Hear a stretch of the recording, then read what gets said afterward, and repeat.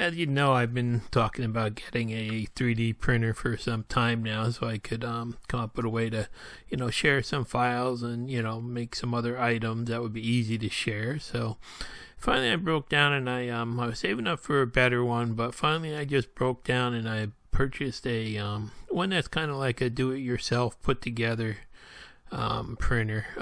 It's called a Creality CR10S, and basically it gets shipped in a box from China like this. I got mine on Amazon, so it first made the trip to an Amazon vendor, and then it got shipped to me, and made the trip pretty good. There were a couple screws that had shaken loose in the trip, and luckily they were still laying in the bottom of the box, so it was a fairly easy to assemble printer, and there it is put together. Probably took about 15 minutes, and there's a million YouTube videos about assembling this printer out there too. So I got it together, and then I just decided to try to do some test prints, and didn't realize just what it was going to turn into learning how to use it. So there's my first print I was trying, and I didn't really know you had to turn the bed on and heat that up, so got about 20 minutes into it and it just slipped through all around on the bed and became a mess. So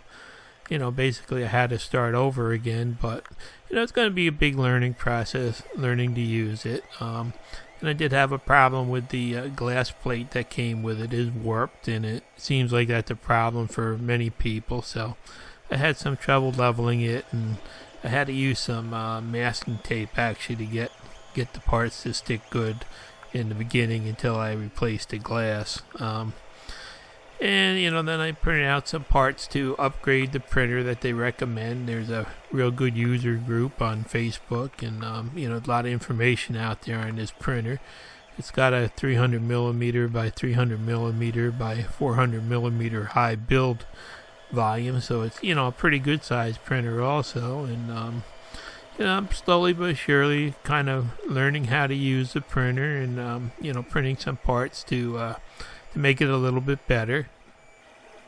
And here you can see I'm printing out the part that I used to justify the printer to my wife, and it's just a new lid for my cookie jar. I didn't have all the settings right. I'm still learning about the temperatures and bed temperatures and layer thicknesses, and there's like a million things to learn about, but it is really simple to use once you do get your settings down in the slicing software.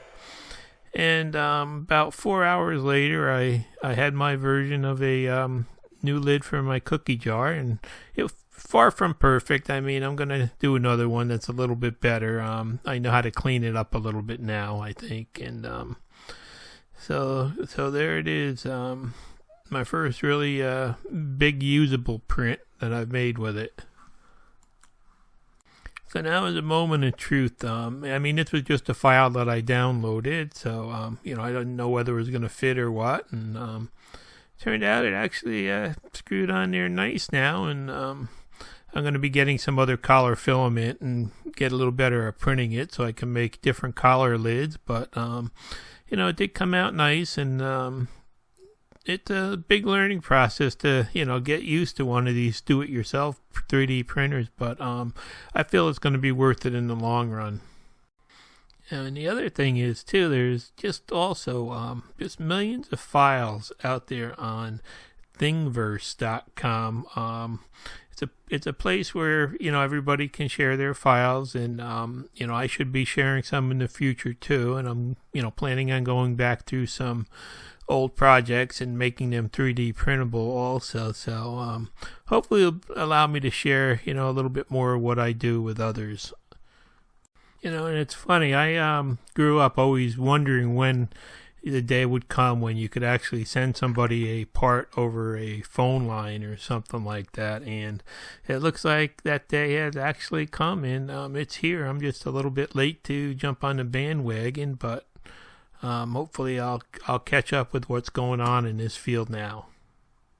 So I just did the math for my wife, and I explained to her that that first lid may have been expensive, but all I have to do is print 599 more of them, and the price comes down to $1 a lid, which is about what Ball charges you. So, over time, this thing will be justified. This seems about the easiest to run CNC machine that I've ever owned. Thanks for watching. Please subscribe.